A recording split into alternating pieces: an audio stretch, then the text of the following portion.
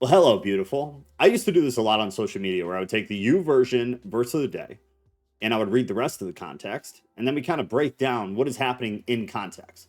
The reason was, I believe a lot of people, this is their Bible study for the day. They'll read the YouVersion verse of the day and they'll call it good that they did their work. So I would like to add a little bit of value to that for anybody who has an extra 3 to 5, maybe 7 minutes to be able to commit to the Bible in a day. So let's do that. The verse of the day is this: I have fought the good fight, I have finished the race, I have kept the faith. This is out of 2 Timothy 4:7. Now, the actual context, beginning at the very start of 4, says, I charge you in the presence of God and of Jesus Christ, who is to judge the living and the dead, and by his appearing and his kingdom, preach the word, be ready in season and out of season. Reprove, rebuke, and exhort with the complete patience and teaching. First thing, up there in the beginning, second line down, yellow highlighter, if you're looking at the screen. Paul is using this way of speaking in a definitive manner. He's talking in certainties because he's talking about Christ's return. And whenever Paul talks, specifically in his epistles, mostly due to the issues in the cultures that he was writing to, where he had planted the churches, people had a hard time. They were struggling with the concept of Christ coming back. Some of them struggled with the concept of Christ being resurrected. So you can notice that in the different epistles, depending on who the audience is and who he's talking to. But he's talking in a certain manner about Christ's return in order to give Timothy some oomph, some motivation, some drive, in order for Timothy to follow through with his ministerial requirements. In the face of, which is the important part, in the face of the issues they were having, in the face of opposition, and in the face of the pushback that was going on. Then there in 2, he said, preach the word, be ready in season and out of season, reprove, rebuke, and exhort with complete patience and teaching. Preach the word, anytime we see that, they're specifically talking about the gospel, obviously. In context, though, it's important to distinguish that because there were other gospels being taught at the time. The church at Corinth is a great example because it was where it was very rampant. And we even get into it here a little bit in a minute, is there were these other gospels that were very similar to Christianity, but were markedly different, that were being taught at the same time, to many of the same audience. So problematic. Now in 3, for the time is coming when people will not endure sound teaching.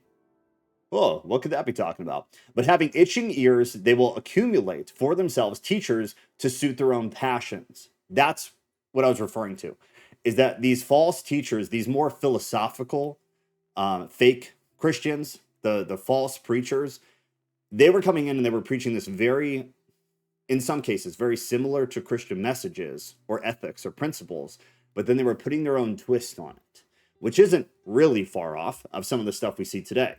But when he's talking about sound teaching, in the Greek, it comes across as like healthy, good for you, is a better way to kind of reflect it. So he's pushing Timothy that you need to preach the gospel, the correct gospel, the healthy gospel. Therefore, your teaching will be healthy.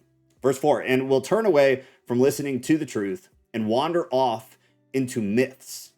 Myths is in reference to what we're talking about, is that there were these other stories, these other concepts that were all false in context of the actual gospel.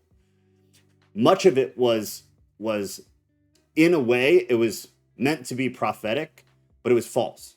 So a lot of these churches, a lot of the audiences were getting these prophetic, quote unquote, stories that had no alignment with anything that was true or real, twisting on Christianity into a prophetic message of something that was not true. As for you, always be sober-minded, endure suffering, do the work of an evangelist, fulfill your ministry.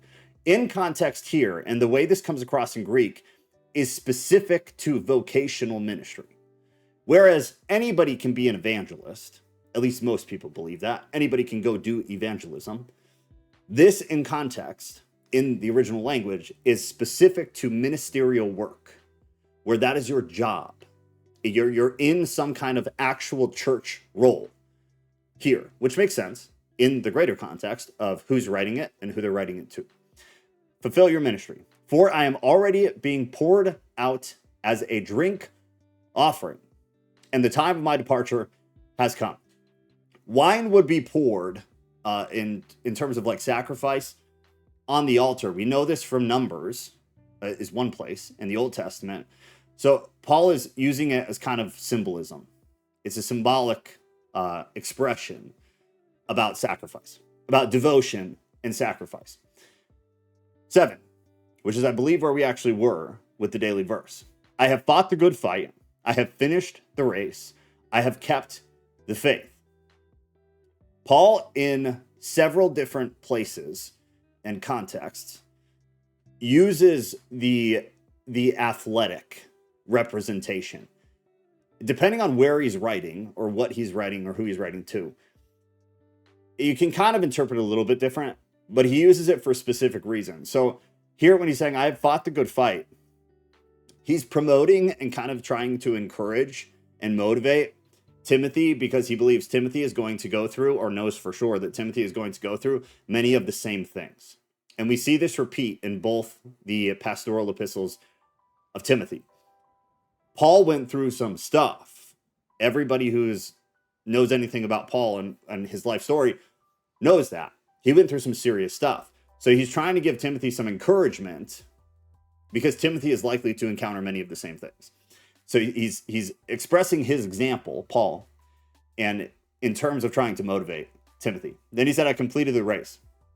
This is that athletic imagery. It's something that he's done numerous times. There is one theory that Paul believed that he would no longer be of this world for much longer. And it has something to do with the way that he chose to reflect it here. Either way, the message is that Paul considers himself as a victor. I have finished the race and I have kept the faith. I went through everything I went through. I fought the good fight. I have finished the race. I have taken it to completion by accomplishing what I have. And in doing so, in spite of all of that, I have kept the faith, which is really powerful. 8, henceforth there is laid up for me the crown of righteousness, which the Lord, the righteous judge, will award me on that day, and not only to me, but also to all who have loved his appearing. Which is an interesting way to say that. We don't see that a whole lot. Who have loved his appearing. It's an interesting way to word it. Again, going back to the athletic thing, and this is like why it's important to know some of this stuff. The crown of righteousness, he's drawing this picture because of what would happen in the Greek games. In the Greek games, there would be a crown of branches that the victor would get. So he's doing kind of a juxtaposition there in terms of like the spiritual race, which is kind of, he does it several times and he does it pretty well. It's said pretty well. That is the greater context of 2 Timothy 4:7. I hope this helps.